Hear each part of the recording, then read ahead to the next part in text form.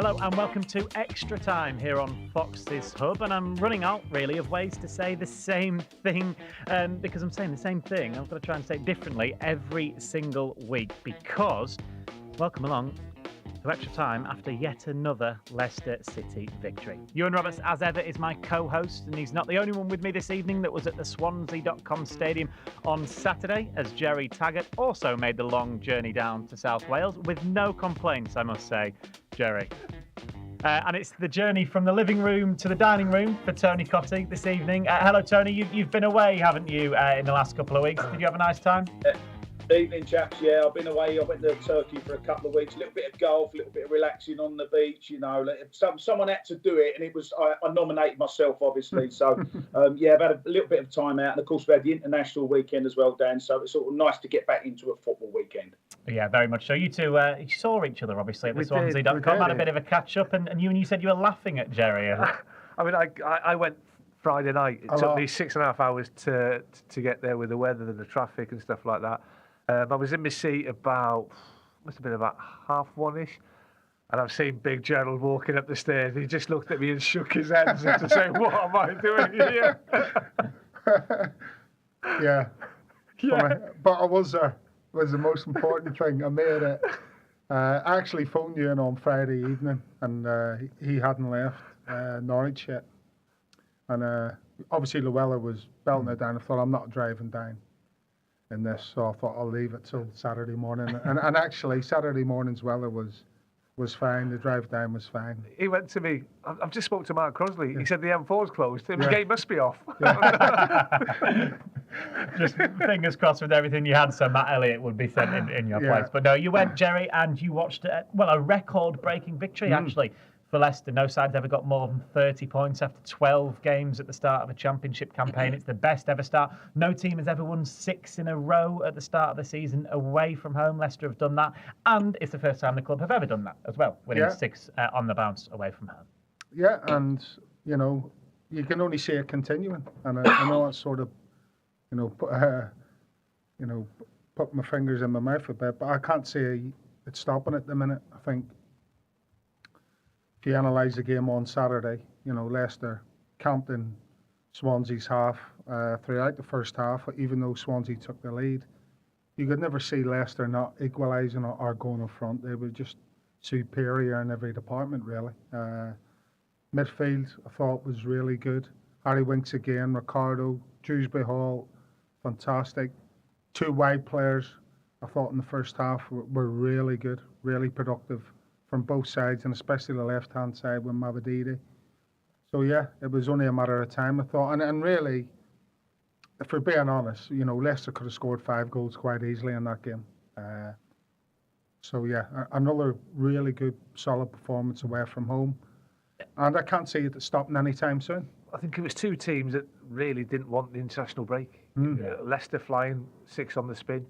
Swansea were in really good form, having had a bit of a sticky start to the season. They hadn't won in 7, then all of a sudden they won 4 on the spin. Only conceded 2 goals in those 4 games. So it's a tough place to go with the Swansea.com stadium. But Leicester, they're just relentless, Dan.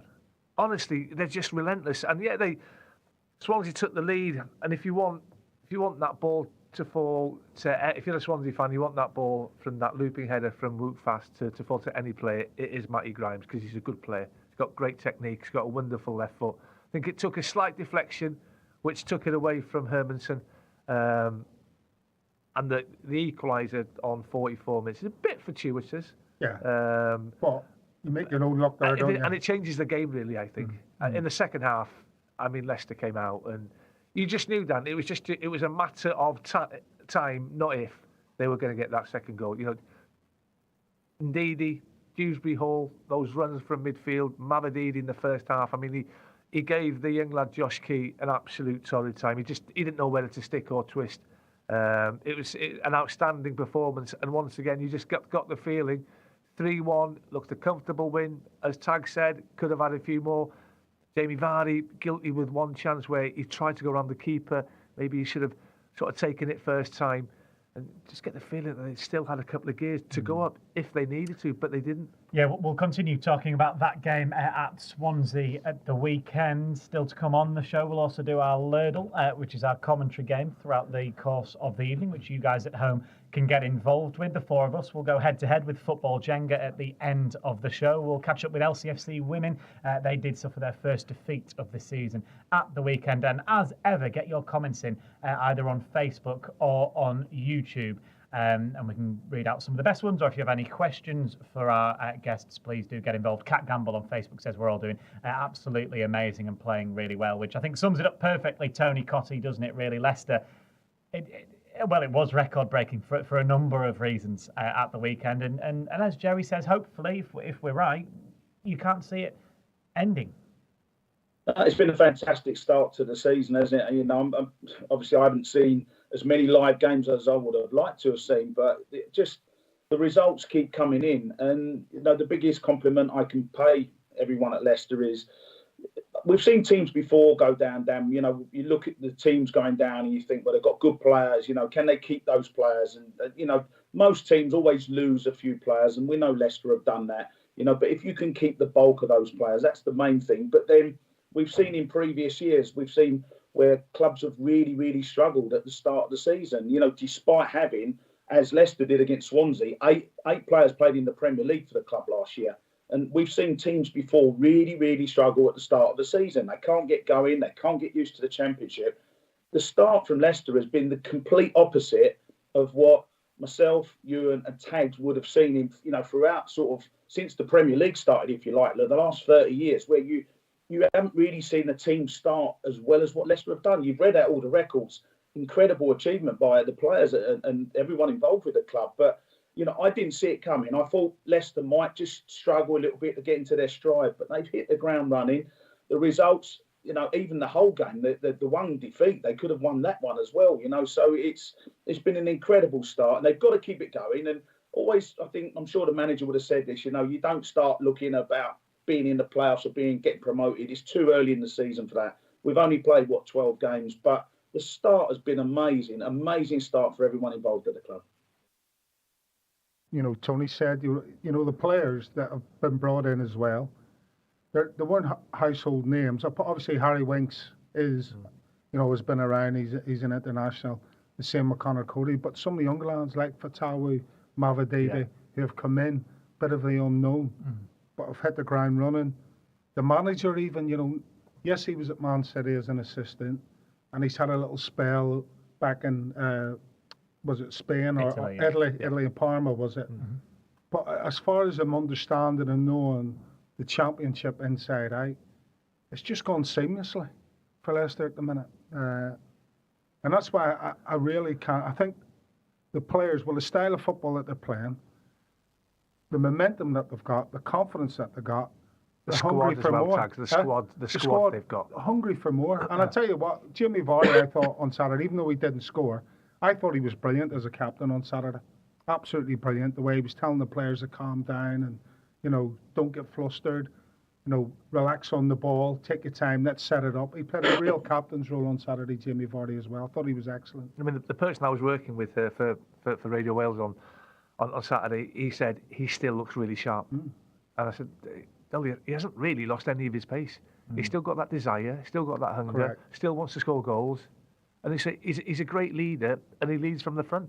I mean, that desire sums it up. Oh, unbelievable. But I don't want to. I'm starting to look at possibly the highest points total in the Championship, and I hate saying that because I don't want to look too far forward. Yeah. And I think it's Reading. I think Reading are the ones who hold the record, and I'm not off the top of my head. I can't. It's about 106, I think. 106 points. That's in real danger with this team. As I say, the best word I can describe them is they are relentless. They just keep going. You could just tell that second half, especially when Swansea, they conceded the second goal, and then they had to take a few risks. They changed shape. They looked as if they could sort of maybe claw them. Not that they created too many chances, but you just knew that Leicester were going to get a third, maybe a fourth, because once again, counter-attacking. I just love watching this team counter-attack. They've got so much pace. Well, the game opened up, didn't it? Yeah. When they changed, the game sort of opened up, and as you said, that's when Leicester sort of could have and probably should have went on and scored more. You know, there was a lot more gaps after they went to a 3 at the back. And it just, every chance that Leicester conceded to Swansea, from what I can remember, was down to a mistake from a Leicester I mean, the player. best one they had when Ricardo played it across his 18-yard box, and I think it was Jamal Lowe. And I can't remember who got back, but forced him to hit the shot a bit earlier than he would have liked, to be fair. And then you see Ricardo, his pass for Iheanacho's goal, the weight on the pass is unbelievable. And that's your right back, you know, playing in midfield. And I was looking, and 26 goals scored, 12 of those have come 73 minutes onwards. So this goes to non-conceded. it just goes to show teams get mentally and physically tired playing against Leicester because they just don't see the ball. They just don't see the ball for long periods. Yeah, that is an incredible record. No goals conceded as well in that time, which is very impressive. Terence Gardner on YouTube doesn't want us to get too carried away, Tony, but it's hard not to at the moment. He says, you forget that we're Leicester, there's always a banana skin around the corner. He also follows that up with saying, I hope not. And we all hope that isn't the case. But at the moment, you just see, it doesn't seem like there's going to be any complacency in the group. Enzo Maresca, he won't let that happen, will he? I don't think that he won't let the players think, oh, it's done now. We've wrapped this up already. It's quite the opposite. Well, if there was anyone to learn from in terms of being in this position, it's got to be Pep Guardiola, hasn't it? If you look at that Man City team, the talent they've got, and it must be so easy to go, oh, we can't be bothered this week, or we'll just turn up and we'll win easy, and then you end up losing the game. But, Enzo would have learned from Pep. He would have seen how he motivates those players, highly paid players. You motivate them to win the games every week. Excuse me. And it's very difficult, to get players to do that, to perform the hardest part in football. We've spoke about it before. The hardest part in football is consistency. Anyone can play well one week. You try doing it the next week, and then the next week, and the next week. It's a very, very difficult game to be consistent. And that's why it's such an impressive start by Leicester. Yeah, of course, don't get too carried away. And, the Leicester fan there just mentioned it, is there a banana skin around the corner? And yeah, of course there might be. You can get suspensions, you can get injuries. There's a lot of things. You can just quite simply have a loss of form as well. So there's a long, long way to go in this season. And it really is important that everyone at Leicester doesn't get too carried away, apart from you, and of course, talking about record points, talent, and things Sorry, like that. TC. But you know what I'm saying. It is really, really important that you try and take it in your stride as much as you can. And the other thing I would say is just that key word, confidence, and it's such an important part of football. We've spoke about it before on the show. So important. If you've got confidence. If you look at last season, for example, the lack of confidence, and you go a goal behind and the heads can go down, and then you almost inevitably think as an individual and as a team, we're going to lose the game. We're not going to get back into this. It works the other way, and that's exactly where we are with things at the moment with Leicester. They're playing with supreme confidence. Of course, they've got lots of top players that should be Premier League players, shouldn't be playing in the Championship. But those players have got a point to prove. They've got to get out of the Championship. And when you've got confidence, you go into a game, and like Saturday, you go a goal behind against Swansea, and you go, do you know what? We're not bothered because we know we're a better team. We've got better players, and if you're going to score one, we'll score 2 or 3 or even more. So that's where Leicester are at the moment. It's fantastic to watch, and I really, really hope that all the Leicester fans are enjoying what they're seeing at the moment. I've done 2 away games now where Leicester have played. One at Carrow Road, and I came away from the ground, and Norwich fans were saying, they're going to run away with the league. The same on Saturday. And Swansea fans, they like their style of play. They've got this philosophy that they want to sort of try and play in a maybe not as much now under Michael Duff, a similar sort of style. Came away, and the Swansea fans that I spoke to, that team's winning the league. It's the standards that, when Enzo was at Man City, the standards that Man City set are so high from Pep down. He's brought those standards here. Yeah. And at the minute, the players are absolutely... There's going to be blips in the road. Yeah, do I think Leicester will go unbeaten or win every game from now to the end of the season? No, because that's the Championship isn't like that. But I just can't see anybody catching them at the minute. I really can't. I think with Enzo's experience, we're working from someone like Pep Guardiola at Man City. Obviously, that's a massive plus as well when you're going into each game after just winning, continually winning. But I also think as an individual, as a player, you know, if you're coming off playing some great football, scoring goals, you know, having the time of your life, I'm going home and I'm thinking, right, I want some more of this as an individual. I don't want this to end. And so I think the players themselves will drag the consistency. And obviously that will include, you know, some of the senior players, some of the younger players might just, you know, lose a little bit of that from time to time. And then it's down to the senior players like your Winks, your Vardys.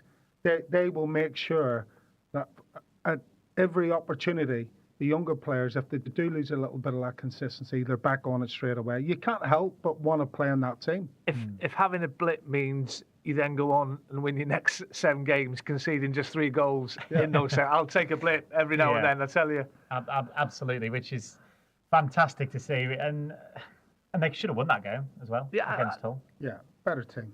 I wasn't there. I didn't see it. I didn't see it. So, the best team lost. Yeah.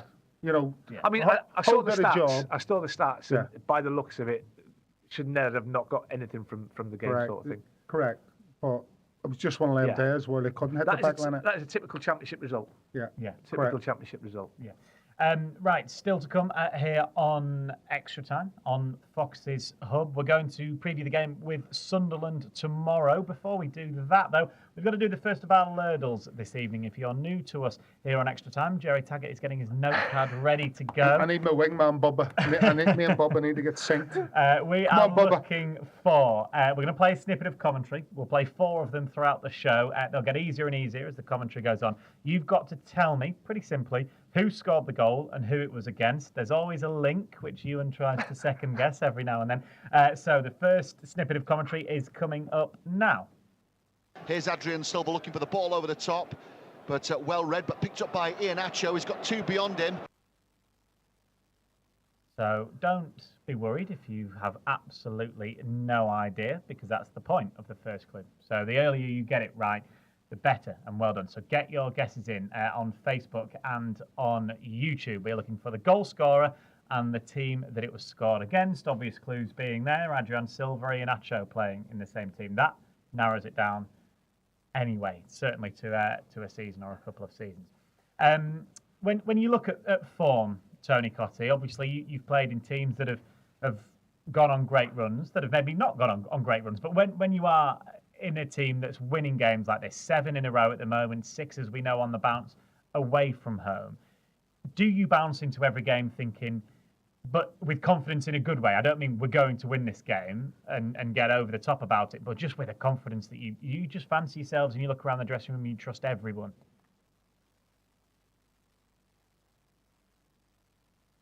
The only real season, I mean, I had 20 wonderful years as a footballer, and the only season, and I mean the only season, that I went into games, which was the 85-86 season. I was playing for a very good West Ham team, and every game we went into, we had a really poor start, complete opposite, by the way, of what Leicester have done, but really poor start, won 1 game out of the first 7. We then went on an unbeaten run. We went 18 games unbeaten, which is still a club record for West Ham. And as the season went on, it was just wonderful because, we had a good team spirit, which I think is important at any level of football. You have to have a good team spirit. If you don't get on with your players and your mates, you're not going to win football matches. So that was important. And B, we had really, really good players. And I went into each game that season. Once I got into a run after about 10 games of the season, I couldn't wait for each game. I was thoroughly enjoying training. I was a young kid. I was only 20 years of age. And going into the games, and it was the only season, Dan, where I went into it thinking that I was going to score in every game and we was going to win every game. And if I'm someone like Jamie Vardy now playing in this team, of course Jamie's not 20 years of age like I was. He's older, 36, 37. He's an experienced player. But how great to go into the games knowing that you've got all these wonderful players around you, a lot of them that can do, a lot of running and working hard. Not that Jamie doesn't do that, because we know he does. But you're playing up front and you're thinking, I'm going to score. I'm going to score. The team's going to win and I'm going to score. And if you ask the other 2 boys as well, throughout their careers and that, You very rarely get that in football, where you don't think, you almost know you're going to win the games, or you know you're going to score, or you know you're not going to concede, as it would be in Tagg's case. If you ask the boys, it comes very, very rarely in football. When it does, you have to enjoy it and make the most of it. In my last season at Norwich in 2003, 2004, we won the league, and we had a decent side. I think we'd have made top 6 at a push, maybe with a little bit of luck and lack of injuries and suspensions and blah blah blah. And in the September, we signed 3 players. We signed Kevin Harper on loan from Portsmouth, who was a great lad. We signed Peter Crouch, a young Peter Crouch, on loan from Aston Villa, and we signed Darren Huckabee. As soon as we saw, especially Huckabee and Crouch walking through, we were like, we've got a proper chance now, not just to get in the playoffs, but to win. It just gave us that belief, and we sort of went out with a bit of an arrogance, really, that we were too good to be playing against, like your Rotherhams, your Burnleys at the time, that we'd steamroll them, and which I think we won the league by about 8 points. I think we got 96 points that season. You've got belief in yourself and your teammates. You look around you in that dressing room and you just think no one's going to stop us. And I'm sure that's what's happening down here. Yeah. I've had one season at Bolton. I think you were at Wolves at the time, weren't you? We had the Battle of Brandon. The Battle of Brandon, and that season was I one didn't of go those anywhere near Tags that day, I tell you. I stayed well away. That was one of them things that Tony's talking about. You know, we had a great season here, 99, 2000, of course, where you were confident going into every game, but that season at Bolton, where we were on course for 100 points and 100 goals. But you had a good team as well, we Tags. had a good team. We had John McGinley up front with Nathan Blake, and they were just banging in. We had Alan Thompson in midfield, who was a really good player then. And them boys were flying, you know, and I was playing alongside the old head and Chris Fairclough, who was fantastic for me, you know, as a younger guy, as a younger lad. So, yeah. Jimmy Phillips, left back? Jimmy Phillips, left back, that's it. Goodney Bergson, right back. Yeah. And when you're in a team like that that's winning, it just I say you want more. You don't want it to stop. So we lost 4 games that season. That was a tough place to go, your place. But we knew next game we were going to win if we came off the back of a loss. We only lost 4 games the whole season. We drew a few, but what I'm trying to say is, when you know you're better than every other team in the league, you can't wait to get out the next game and go, right, come on, let's put this right. And I guess particularly from a striker's point of view, exactly what you were saying, Tony, really. You look at the 2 that Leicester have at the moment, Jamie Vardy, Kelechi Iheanacho obviously have scored a number of goals in the Premier League, so that they'll be confident. And they've shown it that they are both in and amongst the goals. Kelechi, again, off the bench this time. He was in and amongst the goals. Yeah, and it was a good pass from Ricardo, wasn't it? But you know, he took it. He's a really, really good finisher in Nacho. You know, he gets all sorts of different goals as well. You know, Jamie's got spectacular goals over the years, but he gets a lot more. I think a lot more of poacher goals than what Iheanacho does. But you know, I've always said I like Kelechi. I think he's different. He brings something different to the team. You know, he knows how to lead the line and that. And I think the hardest part for the manager really is just working out who to play and when to take them off and when to bring the subs on in terms of forward players, because he's got really, really good options. You know, both players as well, you know, like all the other players at the club would have been so gutted to go down. You don't want to play in the Championship. You do it if you have to, but you want to play in the Premier League. The club wants to be everyone wants to be in the Premier League, of course. But if you do go through that experience of the relegation, you know, you've got to stand up and be counted. And, you know, you can't be sulking and people then saying, oh, yeah, Jamie Vardy, yeah, he used to be a good player and all that sort of stuff. You want to prove people wrong. And even if you're towards the end of your career, you still want people saying, like what the boys have said tonight, he still looks sharp. He still looks hungry. He still looks like he's going to score goals. He has scored goals. And then you've got Kelechi, who's a bit younger, obviously, but knows how to lead the line. There's so many good options, not just up front, but with those wide players as well. You know, playing with the right side and left side forwards as well. There's so many options for the manager to pick. There really is. When you think, looking back at the first few games of the season, and a centre forward hadn't scored for about 6 or 7. Yeah. You know, Dewsbury all got a couple. Maladidi's got a goal. McAteer had been on fire, hadn't he? All of a sudden, I think that was Iheanacho's 5th in his last 6 games. Yeah, 6th in total. Had Vardy taken that chance that he'll be kicking himself that'd been 5-5 for him. So that's a dangerous combination when you've got goals from all over the pitch, but you've got two top centre forwards who would walk into any other team in this division. And obviously the system dictates that only one of them will play. Really, that's all we've seen. We've only ever seen one of them play. So they both probably have an understanding that they won't start every single game, but they'll definitely feature in every game. Probably might see that change tomorrow with Cottee coming in and giving Jamie a rest until Saturday with another away game in London. But the boys accept that, especially I think Jamie's at that age where no one will know his body better than him. He'll know what he needs to do to get himself, mentally and physically prepared. And he knows and accepts he's not going to start every game. And do you know what? That's an easy one to take when you're winning games like they are. Yeah, I assume, Tony, were you in that position towards the end of your career that you knew you weren't going to start every game? You probably wanted to, mind you. But you knew you probably wasn't the case that you would start every game, and you sort of understood that?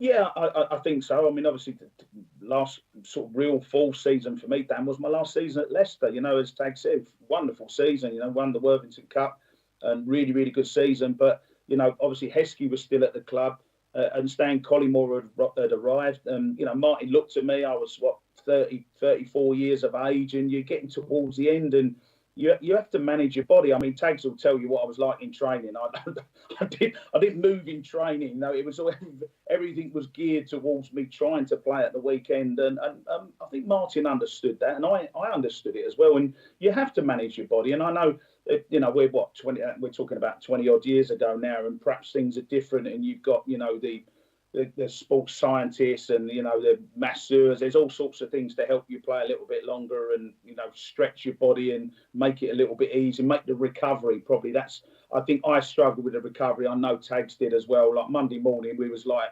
a couple of pensioners. We couldn't move, the pair of us, after playing 90 minutes. So it does become a little bit more difficult. But from Jamie's still fit, and the difference perhaps between me and Jamie didn't play as a youngster. He wasn't in the first team at 17 like I was. So I played a lot of sort of top flight games by the time I was 21 years of age. As we know, Jamie came into football late. He's still got a point to prove. He's still on a mission. I think as a result of that, that will work in his favour as long as he's managed properly.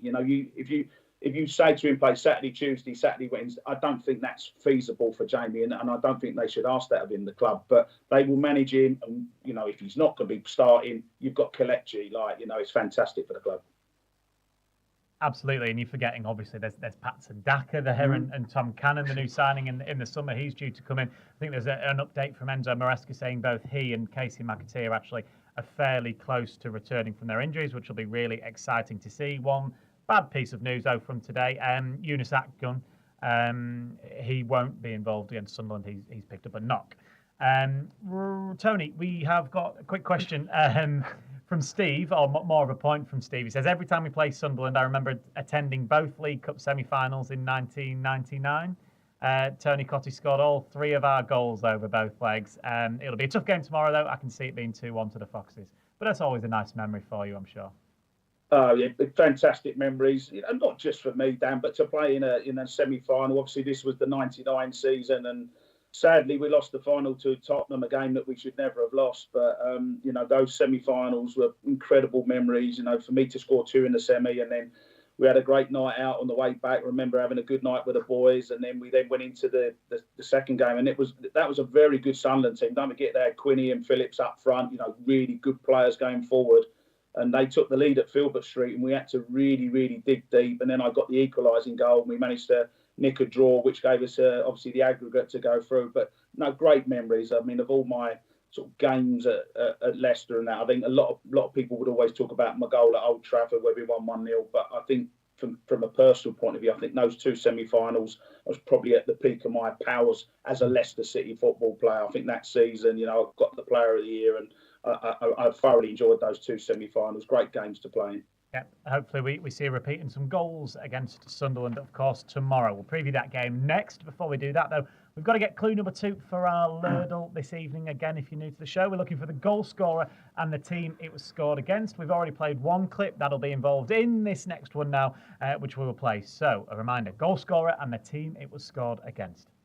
Here's Adrian Silva looking for the ball over the top, but well read, but picked up by Iheanacho. He's got two beyond him, Mahrez and Vardy. Iheanacho has to go it alone. Gerry's, I think. Bubba, come on, Bubba. One of our regular Help me, listeners, Bubba. Is not helping you yet. Come on, Bubba, Gerry. help me. We have had some guesses in. I'm not going to say anything, though, on one of them. Matt at home, if you're still watching, don't need to say any more because I don't want to give anything away. Sunderland then tomorrow, Ewan. They're a side that lost their opening 2 games, then went on a brilliant run and have now lost their last 2. Probably very disappointingly in a derby against Middlesbrough at home. Well beaten as well, weren't they? International break. Absolutely well beaten 4-0. Then at the weekend against a Stoke side who we saw come to King Power Stadium and not really lay a glove on last. I mean, I saw them about a month ago, and I think I've spoken to you about this. Cardiff were up there, and they looked a good side. They looked a good side. I think on the day, about 9 of their players were 23 or younger. The team that lost to Stoke on Saturday, 7 of their players are 23 or younger. They are a young group, and I think you get inconsistencies in performances when you've got so many youngsters in your team. But they are a good side. They are a good side. A team that finished 6th last season, lost out to the eventual playoff winners in Luton. I think Tony Mowbray's doing a fantastic job there. A lot of I think the majority of their youngsters have come through the system as well, who have come through the system, the academy system at Sunderland. They're struggling for a centre forward. And that's a daft thing to say because they're the 5th top scorer. I think Jack Clark's their top scorer and the league's top scorer. I think he's got 8 in 12. Saturday they played Patrick Roberts and Alex Pritchard up front, and I think they're the eldest statesmen in their side. Their captain and one of the best midfield players in the league, Dan Neil. He's only 21. He didn't play at Stoke on Saturday. I think he got suspended. He got 2 yellow cards the previous game, so I think he'll come back into the side. But they won't be looking forward to coming down to the King Power. No. I think, obviously, they went on a good. They had a bad start. They've had the last 2 couple of games they've lost, and in between they lost 1 in 8 before this poor run of 2 games. Again, you're talking about the amount of players that they have that 23 and under, and obviously coming off the back of that Stoke result, which they would expect to go down and got something out of that game. So that's another blow to them. And then Tuesday night, 2 away games on the bounce. You come into the league leaders. It's a difficult ask in a team that have got such young players. But you can flip that on its head and say that they'll come into this game with no fear. Will they relish it? Especially if they get the lad Dan Neil back. Who I've seen bits off this season, looks a good player. It's an intriguing game, but I fully expect Leicester, in the form that they're in, to carry on in the form and the momentum that they've got. Yeah, they clearly are a danger going forward, Tony Cottee particularly, and the fact that Ewan said they're up there amongst the top scorers in the league, yet none of their strikers have scored a goal this season, which really is staggering, which says everything almost you need to know that where they get their goals from. It's midfield, it's from the wide players, it's from, in particular, Jack Clark. Yeah, Jack Clark. I mean, he looks a really good player, doesn't he? And he certainly will be the main danger. But the lads have pretty much said most of what there is to say about the game. But what I would say and what I would add is that, I've said it before, if you're a young player and you're playing for Sunderland, firstly, they've got a really good manager, very experienced manager in Tony Mowbray, so he will set them up. He would have looked at how teams have played already at Leicester. He'll get all the stats in. He'll set his team up. It might be a bit of a defensive shape and that, and trying to absorb the pressure, make it difficult for Leicester.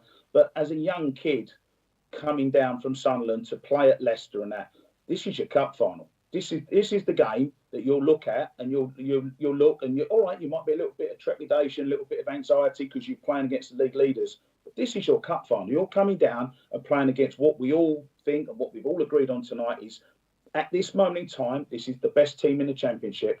So as a young kid, you come down and you won't fear the game. You'll look forward to the game. I think sometimes as you get a bit older as a player, you analyse things and pick things to pieces a little bit too much. As a young kid, And, there's a lot of young kids in this team. They will be fearless and they won't be worried about the reputation, about what Leicester are doing. And that will relax them down with their good quality manager. So this will be a difficult game. I think, anyone who's going to the KP tomorrow, don't be expecting to turn up, a nice easy 4 or 5-0 win. I really hope it is. But I've got a feeling this Sunderland team will come down and give Leicester problems tomorrow. They will try and play as well. Tony Mowbray's teams like to play out as well from the back.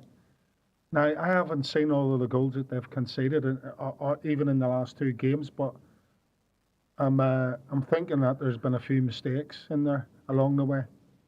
I mean, they've got Luke O'Nine. Yeah, look, who's not the biggest, yes, but he's a midfielder. He's played the majority of his career in midfield, and I think you're right, Tags. I think that could be an area on the pitch that Leicester could definitely expose with the options that Leicester have up front. And I think the other biggest problem for this season for every team is getting the grips with Winks and Ricardo Pereira. No one has done it yet.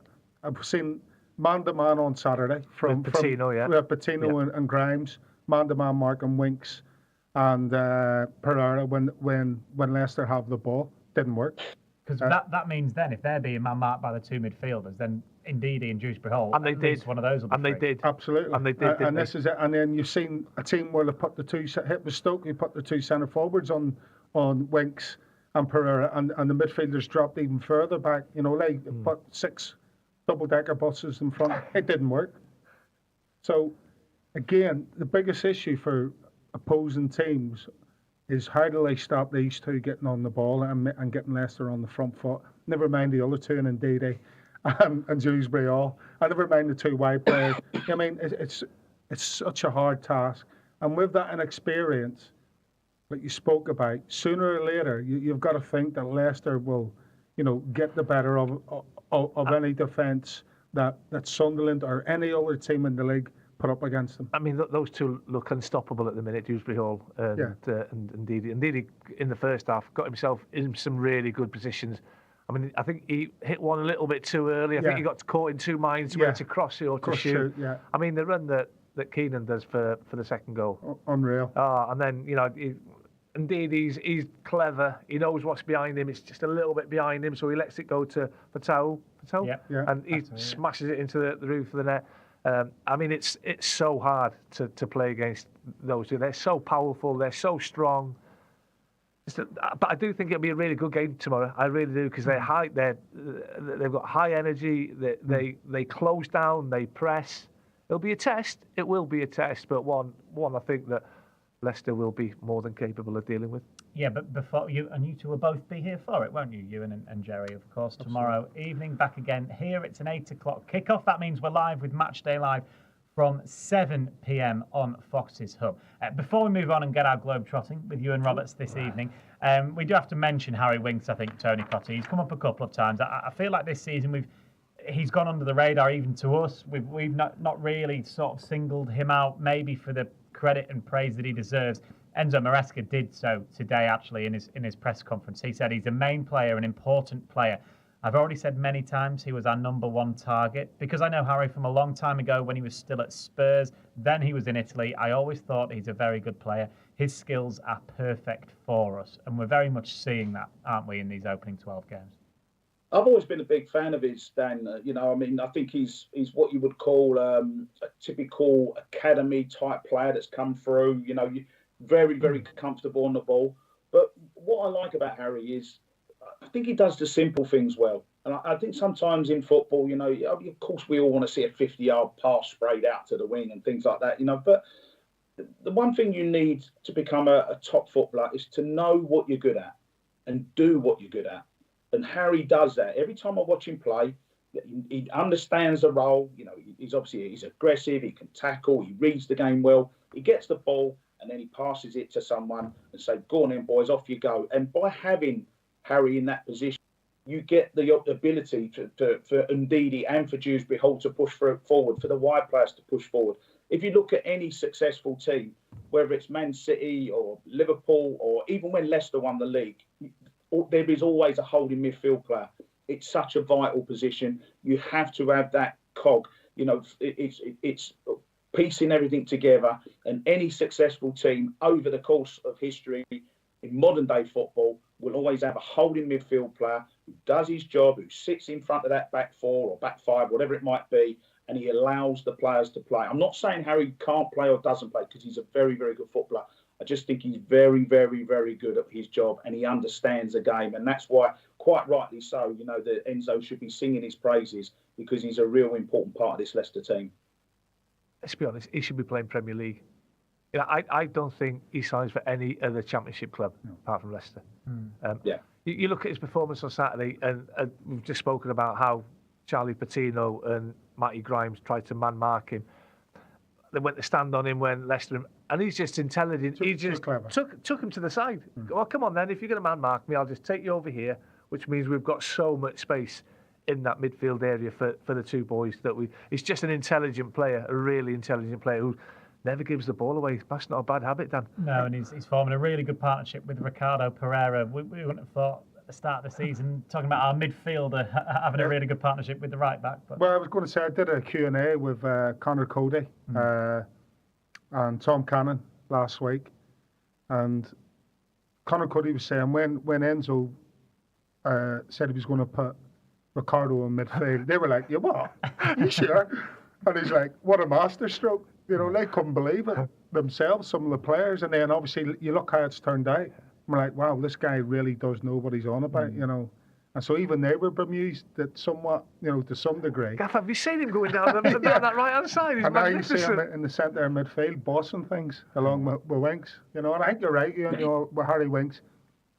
Sometimes you don't see it, or you don't understand that even just by moving 2 yards to the side, knows you're not going to get the ball. You're not going to get the ball, but what it does is just create a corridor space for another player to then pass that ball into. And he's in behind that midfielder who's man-to-man marking him. Just by moving to the side. If the ball then goes forward, he's round the back of you in one movement. And that's the bit that's really clever from Harry Winks. And he's started a Champions League final, which I think sums up just the level that Harry Winks is. Right, let's move on then. Let's get the third of our Lurdles this evening. So we are looking for the goal scorer and the team that it was scored against. Here's Adrian Silva looking for the ball over the top, but well read, but picked up by Iheanacho. He's got two beyond him, Mahrez and Vardy. Iheanacho has to go it alone, gets his shot away, and what a finish! Kelechi Iheanacho, he's third in the Premier League so far this season, had it all to do, but it's just opened up for him. He had options right with Mahrez and left with Vardy. You could hear yourself. I know. That commentary, Gerry, and you're still shaking your head. That's why I'm shaking my head. I have no idea. Bubba, come on. Bubba, I will say, where are you, buddy? Matt Garner on YouTube got it after one guess, which is pretty impressive considering we only heard about 5 seconds of it. I think the more you rack your brains, I'll give you a little clue or a hint during when Ewan's next. It was that drive back from Swansea. That's why my brain's not working. Final point on this current Leicester run. I think Lisa Huff again, sorry, you've commented before, I'm not quite sure how to say your second name. We'll go for Howe, Lisa Howe. Great result at last. We seem to have found the confidence we have lacked for the last 12 months. Yeah, it really is. Everything's feel good, and hopefully it will continue tomorrow evening. Right, Iwan Roberts, we missed this a couple of weeks ago, didn't we? Globetrotting. The fans were in uproar in the comments because they wanted to hear where we're going this week. Well, it depends how you say it. I say it, the new camp. Not the Camp Nou or whatever. Yeah, new camp. It was Barcelona, Atletico Bilbao. Looks like being goalless until there's a substitution. A young lad, 17 years of age, Mark Gui, I think you pronounce his name. He comes on. I'm glad you had to. Yeah, on 79 minutes. Within 28 seconds, he scored the winning goal with his first 2 touches. And TC, you'd have loved the finish, mate. Such a composed finish for such a young boy, such a young man. The cameras have gone to his parents in the stand. His mum's crying her eyes out. His dad's doesn't know what to do. His sister's going like that. Happy days. And I'm just thinking, when did we sort of see a moment from a young player that made us go, wow, what a talent he's going to be, or what a player he's going to end up being? I think that the two that probably stand out for me, you and like just putting a thinking cap on earlier, I think Jack Wilshere at Arsenal, I think when Jack broke through, like as a young English boy, getting into that all-star Arsenal team as a 16-year-old as well, I thought, wow, this kid's got to be a good player. And I know he had awful injury problems and perhaps didn't go on to be the world-class player we wanted him to be. But I think that made a big impression. And of course, you're talking about goals, and I think a 16-year-old scoring in the Premier League. I've got to go back to Wayne Rooney, and I think when he scored that goal, and that weren't a tap in or a little side foot finish or whatever. I'm sure you remember the game against Arsenal, against David Seaman, 25 yards, top corner. And he scored it as if he'd been playing for about 10 years, and he was only 16 years of age. So I think in terms of impressions, Wayne Rooney for me. Yeah, you said exactly that, actually, Gerry. Yeah, definitely. You go, Wayne Rooney's one that sticks in mind. But if you go a bit further back, Alan Shearer, hat-trick on his debut for Southampton. 17 years and 240 days. Yeah, 17-year-old kid. If his goals from the old first, I know you spoke about this, Tony, before, but he'd have 283 goals if his goals from the old first division still counted. They don't count, Tags. I know they don't count. I know, Tom. I know, man. And I know it's a bit of a burn. He's straight to the punch bag in about 12 minutes, I think. But then you're looking at people like Robbie Fowler when he hit the same for Liverpool. Michael Owen scored on his debut. Michael Owen scored on his debut. Emile Heskey here when he had the same. Honestly, when he was 16, we came back for pre-season. Of course, in that summer he was off school, so he came and joined the first team squad doing pre. I've never seen anything like it. I mean, whatever distance we did, he'd be first. Honestly, we were like, who is this kid? Yeah, just incredible. Honest, unbelievable. In the space of 3 years, he went from being a ball boy at Wembley, as Leicester City suffered playoff heartbreak at the hands of Swindon in '93, was he there, to becoming a fully fledged member of the and do you know what? First team squad, which is mad. He had the body of a man at 16. Oh yeah, he was unbelievable. I've never seen an athlete like him. No, and he was a nice little partner and foil for you, Tony Cottee, as well, wasn't he? Right, okay, we're nearing the end of extra time here on Fox's Hub this evening. So we'll do clue number 4, our fourth and final one for our ladle. We are looking for the goal scorer and the team that it was scored against. We have had another correct answer in. Gerry is still kicking himself. He can hear himself on commentary, but hasn't quite got it yet. Right, this is the final clue then. Iheanacho has to go it alone. Gets his shot away! And what a finish! Kelechi Iheanacho, his third in the Premier League so far this season. Had it all to do, but it's just opened up for him. He had options right with Mahrez and left with Vardy, and he's just thought, you know what? I'm going to go for it.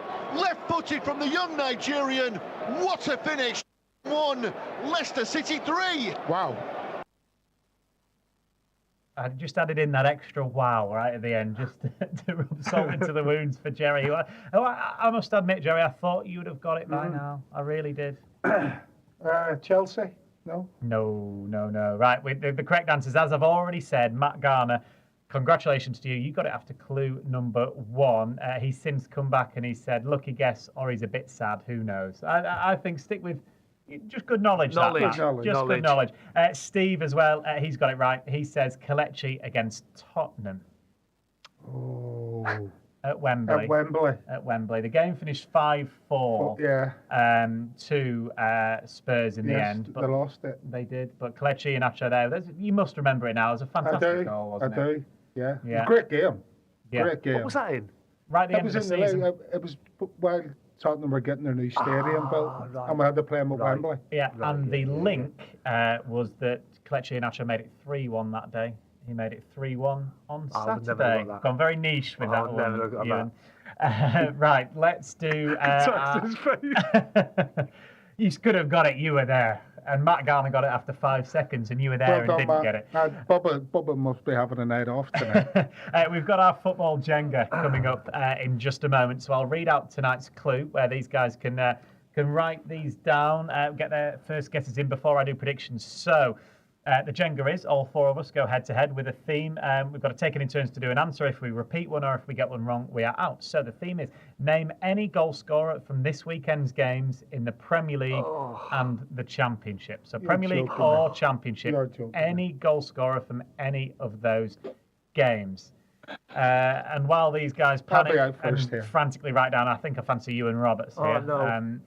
We will do our predictions just to show a level of football knowledge as it is heading into the football jenga. We each predict 5 results from the Championship across the weekend. Preston against Millwall was the first one.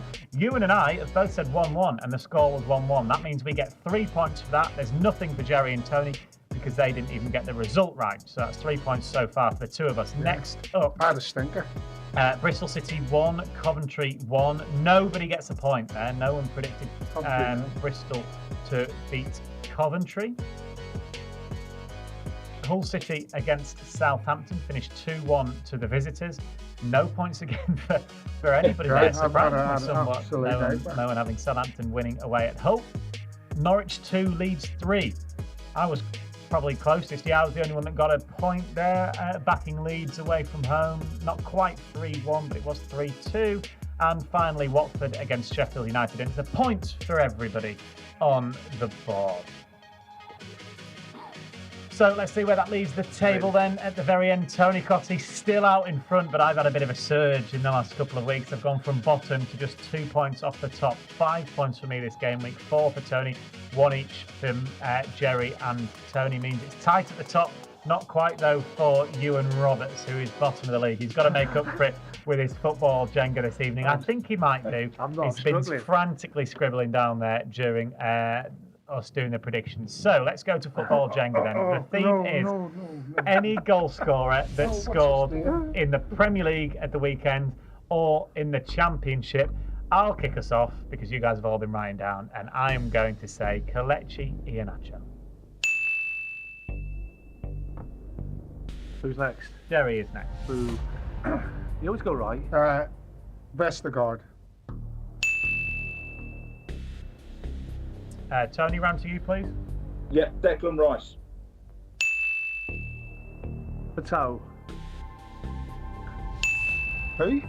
Patel. Fatou. Abdul Fatou. All right. Grimes. No, it's my turn. Was it? Yeah. I was going to say that as well. Right. But I will say Ollie Watkins instead. To leave you with. Grimes. Back around to Tony again. Mo Salah. Oh, you're killing me, Tony. You're killing me. Mudryk.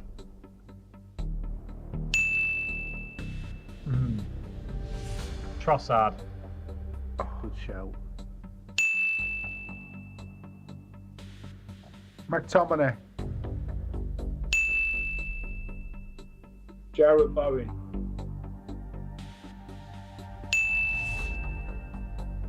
Yeah. Haaland. Leicester score, listening. Thank you. Because I was struggling. My mind went blank then. So I'm going to say Alvarez. Palmer. Oh, yeah, nice. That's me done. I'm done. I'm not far behind you, Taggart. Oh dear. What a Reggie. Who did you say? Sorry, Tony? Douglas Luiz, the Villa player. Is it Douglas Luiz? Yeah. Yeah. Duff from Norwich. Scored in both goals.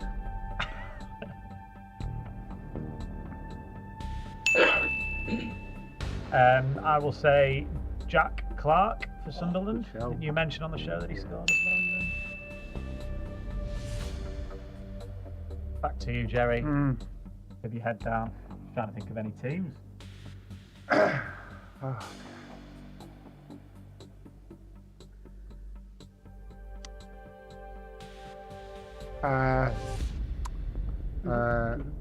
What's his name? Centre forward. Isaac for Newcastle. No. Tony says no, and Tony's probably going to steal who Gerry was thinking of there, I assume, for this answer. I'm going to go... That was a pure guess, by the way. Longstaff. Jacob Murphy, or one of the Murphys. So they scored 4 goals and Isaac wasn't on the score sheet. I think Wilson was there. Right? Wilson was. Oh, yeah. Well, it was between one of them two. Okay, I'm going to go 2 goals for Forest. Chris Wood. Oh, no. I think he scored. Oh, no. Oliver McBurney. He did. Yeah. Who got Man United's other goal? I'm going to take a risk here. Did Assombalonga score? Luton? No. No. No. Oh, just Tony and Ewan left then. Oh dear. God, Have we said Haaland? Yeah. Yes, we have, yeah.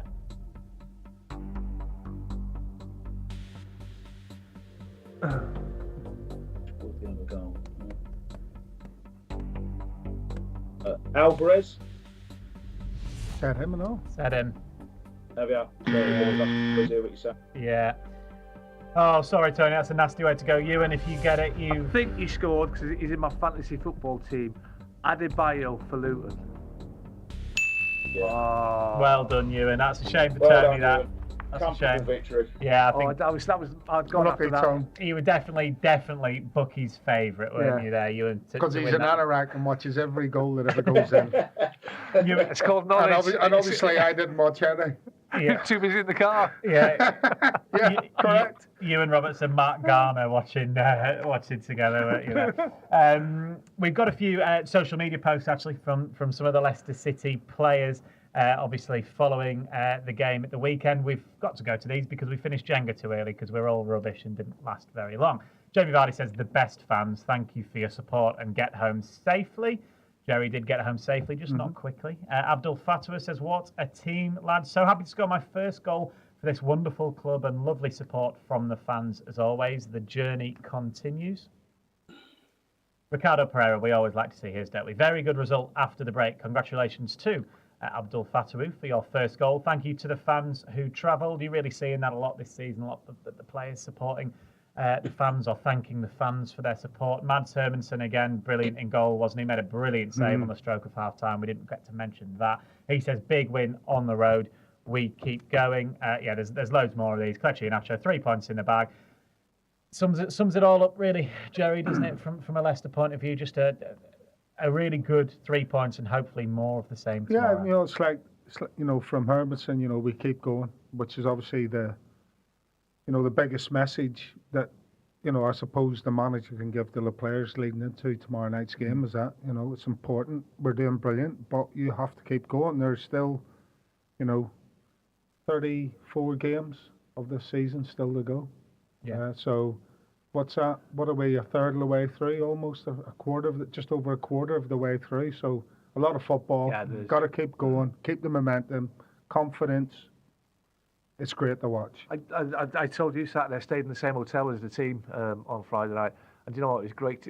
Where the hotel is, there's a Starbucks attached to it. It was great to see so many of them Saturday morning having a flat white, having a chat, bit of banter. Like the spirit was unbelievable. Yeah.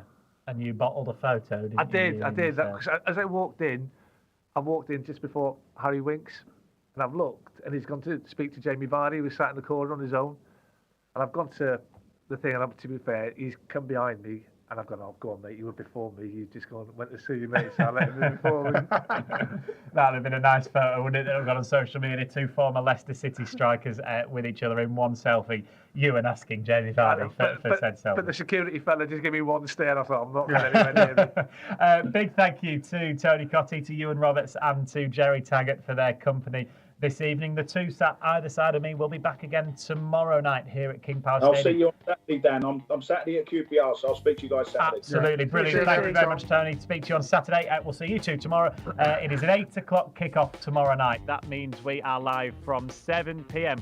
on Matchday Live on Fox's Hub. So do join us from then. Other than that, have a fantastic week. Hopefully there'll be 3 more points tomorrow.